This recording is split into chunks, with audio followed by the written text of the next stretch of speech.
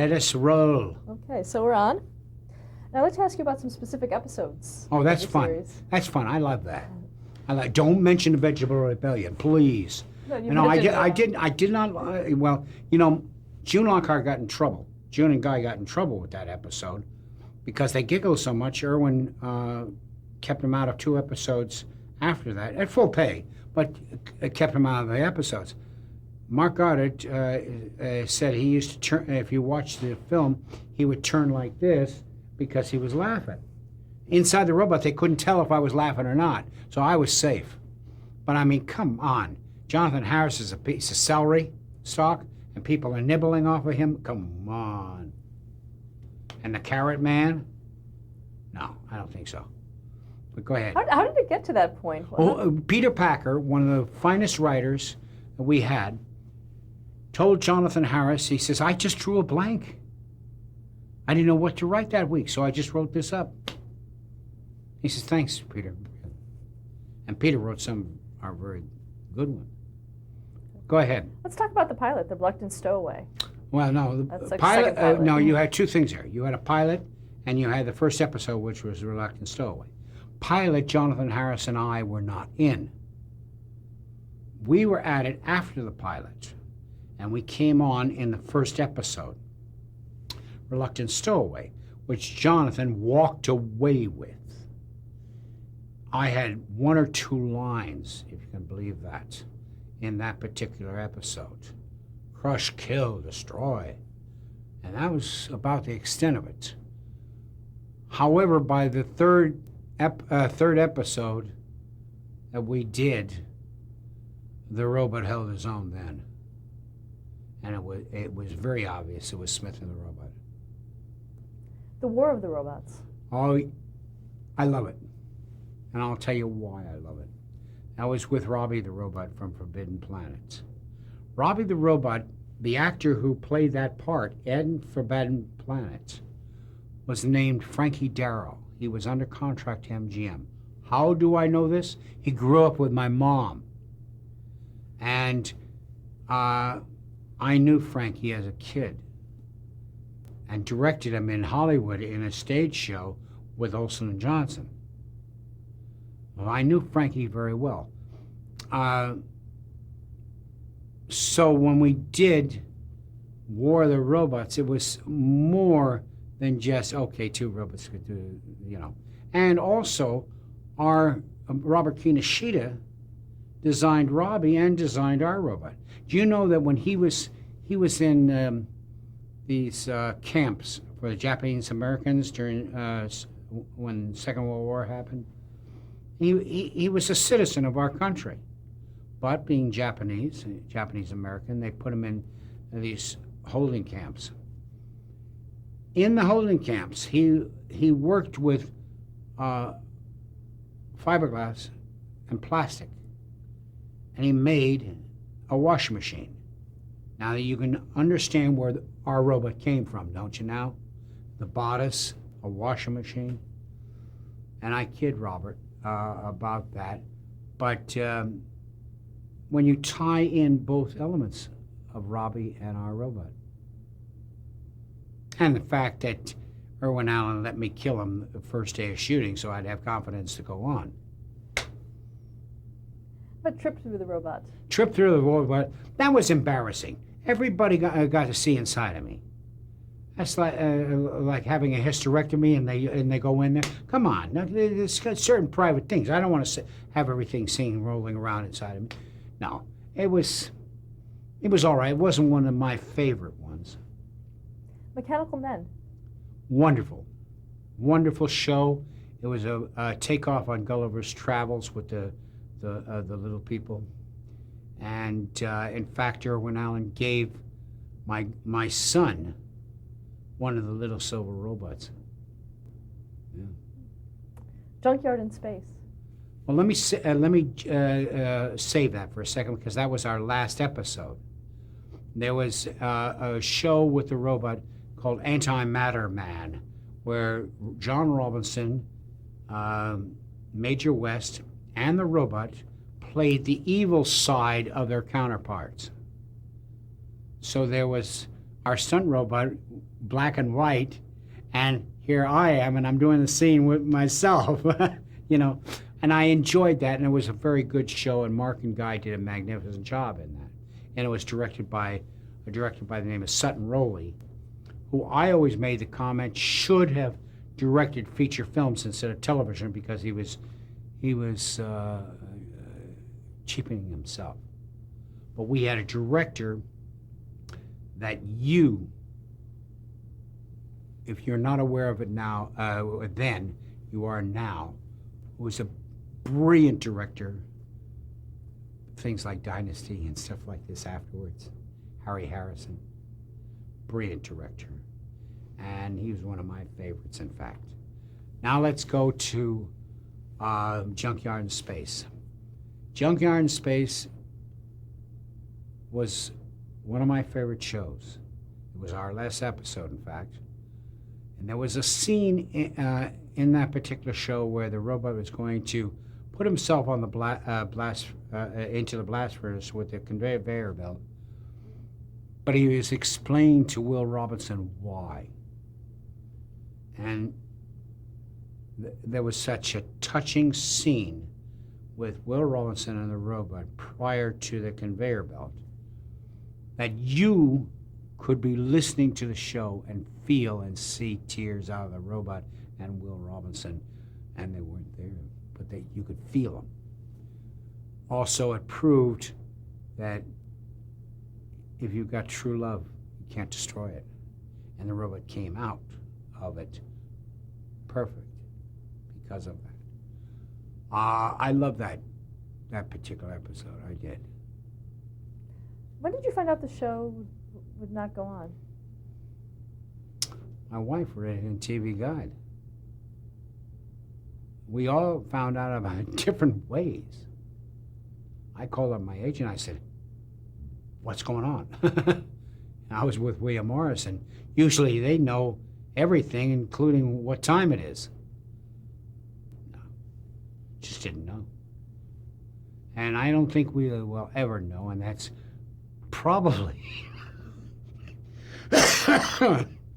more like our show than anything else, because we're lost in the theory of why we were cancer, and we're still lost in space. Why do you think the Lost in Space series has developed such a cult following? Because we were honest. We didn't try to give a message. We just gave them entertainment. We came into their homes. Every kid in the world wanted to be either Will Robinson or the robot. Why do you think those characters are so iconic? Because of honesty. Natural, not phony. That's why the children of the world could understand them. Not one of them wanted to be Smith, but they didn't want him to be with Will Robinson and a robot to be without him. What did you do after the series ended? Cried. No, I'm being serious. You're taking away a family, and that's what we all became. Worked nightclubs, theaters,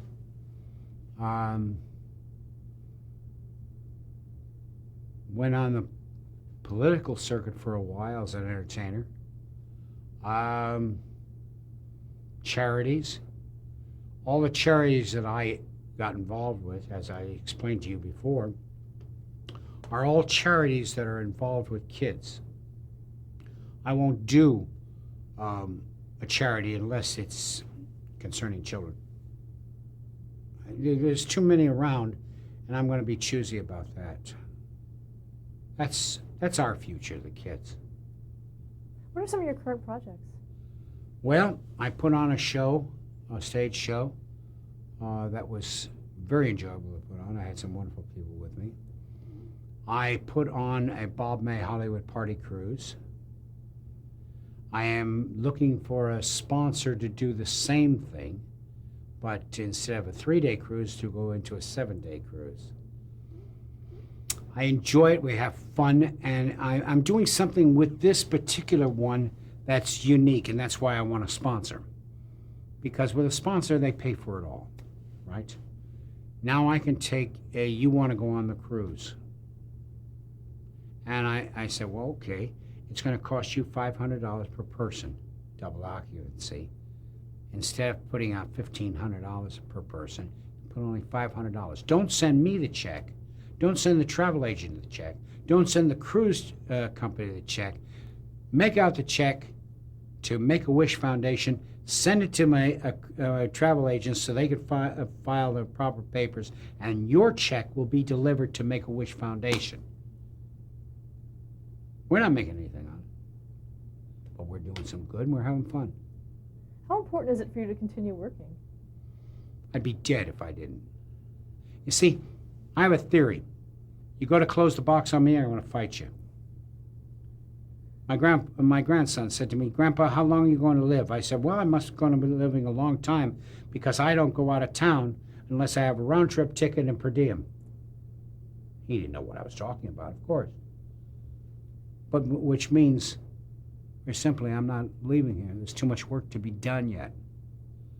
And the work that I do is not considered work to me. It's fun. I should get more serious. But I've been married, it'll be 43 years in February. Same lady, wonderful lady. What is her name? Judy. And her maiden name was Judy Wells. She was an actress and a singer. I met her hiring her for an Olsen & Johnson show. And we got married, 2 children, 3 grandchildren. She's my best friend. I'm not just saying it, it's true. We like to hunt and fish together. We like to travel together. Love to play games and all that together. She sticks pins in my head and keeps me straight. I owe her a tremendous amount. We kid tremendously about that. For the last 5 years, she's been trying to give me away, but I've had no takers.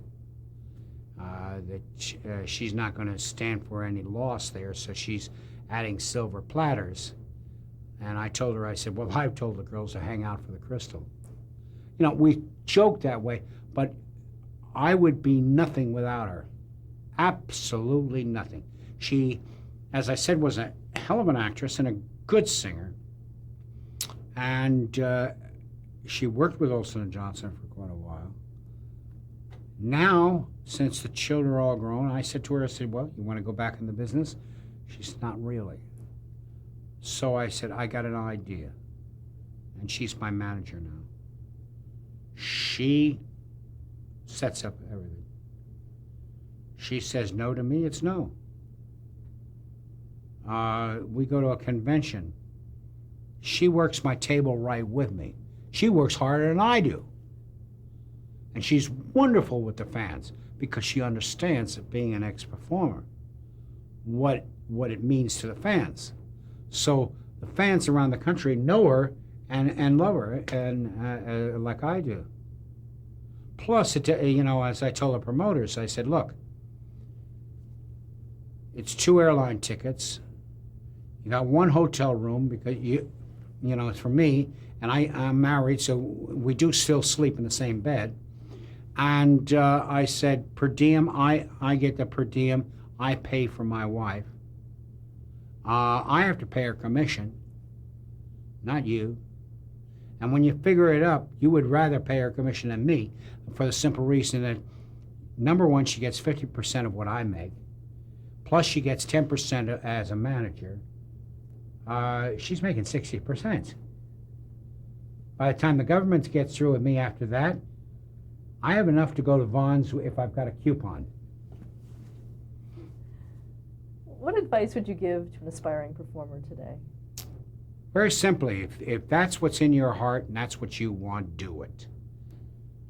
But understand, there is so many hills and valleys that you have got to be tough-skinned to sustain the hurt that comes along with it. Because, as I stated with you when I went out for that part on Jerry Lewis, I was a young actor out of New York thinking I should get every part that I go up for. That's not the case. and you may think you're being picked on. That's not the case either. So you got to keep on plugging, keep on working at your trade. Listen to many, many people, pick their brains. I don't care who they are, pick their brains, because you'll learn two things from them. One, what not to do, and what to do. Thank you so much for sharing your story with us. Well, I want to end this the way Olsen and Johnson would end all of their performances on television, Broadway, everything else, all over the world, and they would raise a toast to their audiences and their fans. And please allow me to do that to you, all of you. And that is, may you live as long as you want to, and may you laugh as long as you live. Thank you. It's beautiful. Thank you.